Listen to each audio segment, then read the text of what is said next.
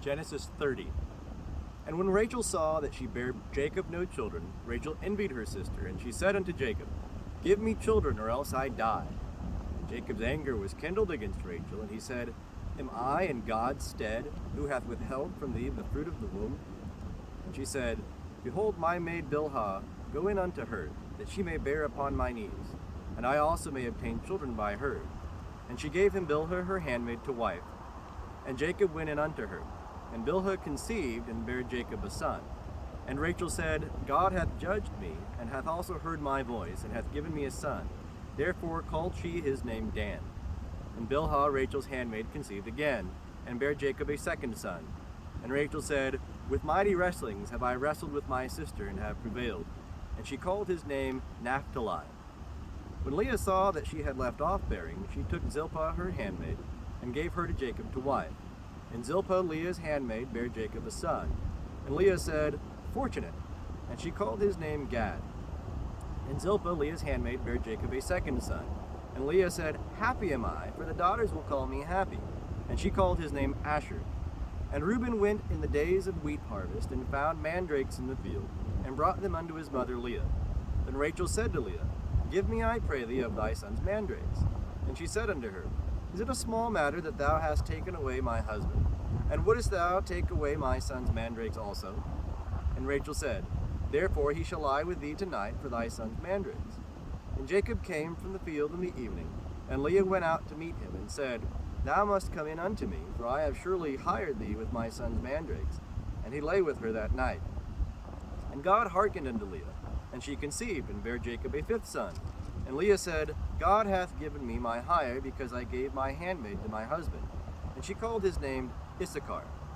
And Leah conceived again, and bare a sixth son to Jacob. And Leah said, God hath endowed me with a good dowry. Now will my husband dwell with me, because I have borne him 6 sons. And she called his name Zebulun. And afterward she bare a daughter, and called her name Dinah.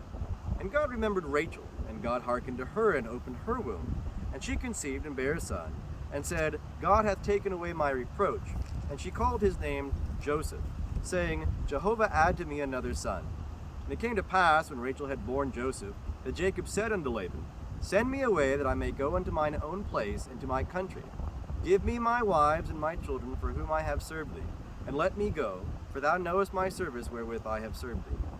And Laban said unto him, If now I have found favor in thine eyes, tarry, for I have divined that Jehovah hath blessed me for thy sake. And he said, Appoint me thy wages, and I will give it. And he said unto him, Thou knowest how I have served thee, and how thy cattle have fared with me. For it was little which thou hadst before I came, and it hath increased unto a multitude. And Jehovah hath blessed thee whithersoever I turn. And now when shall I provide for mine own house also? And he said, What shall I give thee? And Jacob said, Thou shalt not give me aught, if thou wilt do this thing for me. I will again feed thy flock and keep it. I will pass through all thy flock today, removing from thence every speckled and spotted one, and every black one among the sheep, and the spotted and speckled among the goats, and of such shall be my hire. So shall my righteousness answer for me hereafter. When thou shalt come concerning my hire that is before thee, every one that is not speckled and spotted among the goats, and black among the sheep, that if found with me, shall be counted stolen. And Laban said, Behold, I would it might be according to thy word. And he removed that day the he-goats that were ring-streaked and spotted, and all the she-goats that were speckled and spotted, every one that had white in it, and all the black ones among the sheep, and gave them into the hand of his sons. And he set 3 days' journey betwixt himself and Jacob. And Jacob fed the rest of Laban's flocks. And Jacob took him rods of fresh poplar, and of the almond, and of the plane tree, and peeled white streaks in them, and made the white appear which was in the rods. And he set the rods which he had peeled over against the flocks in the gutters and the watering troughs, where the flocks came to drink. And they conceived when they came to drink. And the flocks conceived before the rods, and the flocks brought forth ring-streaked, speckled, and spotted. And Jacob separated the lambs, and set the faces of the flocks toward the ring-streak, and all the black in the flock of Laban. And he put his own droves apart, and put them not unto Laban's flock. And it came to pass, whensoever the stronger of the flock did conceive, that Jacob laid the rods before the eyes of the flock in the gutters, that they might conceive amongst the rods.